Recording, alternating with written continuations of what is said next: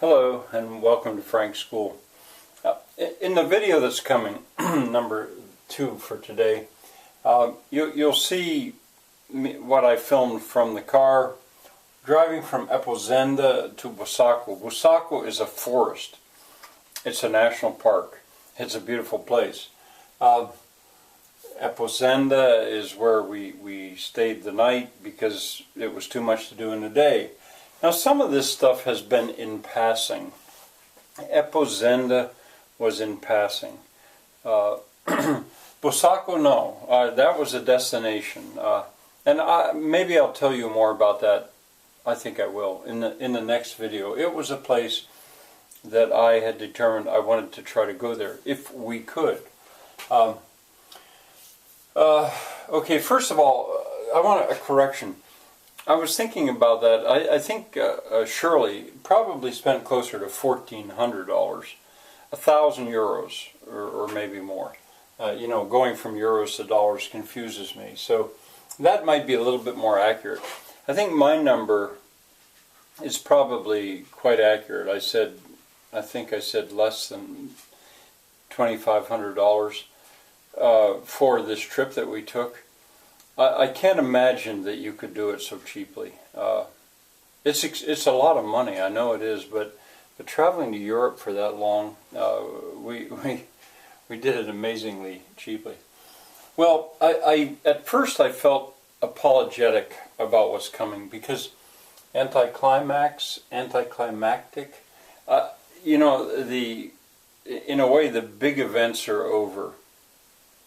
We had accomplished most of what I wanted to do, and at least I have this feeling of sort of winding down. Partly because Shirley is going to leave. I mean, this was a trip that the two of us took together, and by the next day she goes to Germany and leaves me in Portugal alone. So I have that feeling of winding down, but and maybe. Also, it's just so much. I mean, in one trip, to do as much as we did is kind of unbelievable. But in spite of that, there are still 3 or maybe 4, depending how you measure it, remarkable things, I feel, that I have to show you. The video number 2 is not really one of them. That was along the road. And I continue always to be looking at what farmers do with their fields. You see, I'm surprised that you see so little of going by Porto. I'm not sure what happened there, how the road went, that I didn't film more of it. I filmed more last year, actually, when I was traveling by train with Erica. So, anyway, somewhat anticlimactic. And yet, when I looked at it, I still think it's worth looking at. I was a little tempted to say, skip this next video. But Bussaco itself is a very special place, and it's probably worth the amount of filming that we both did there.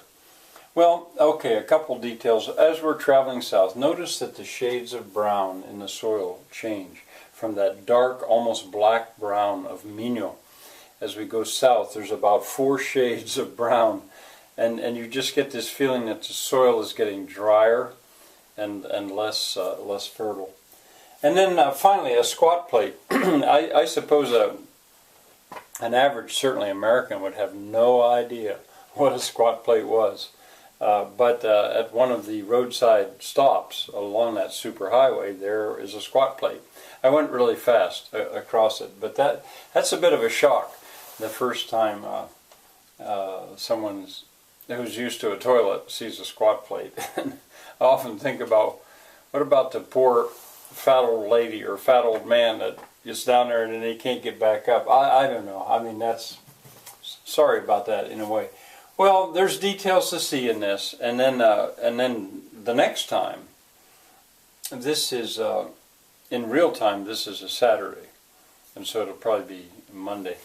The next time you'll see what we found at that palace at Bussaco and more. So I'll spread it out a little. All right, I hope to see you next time.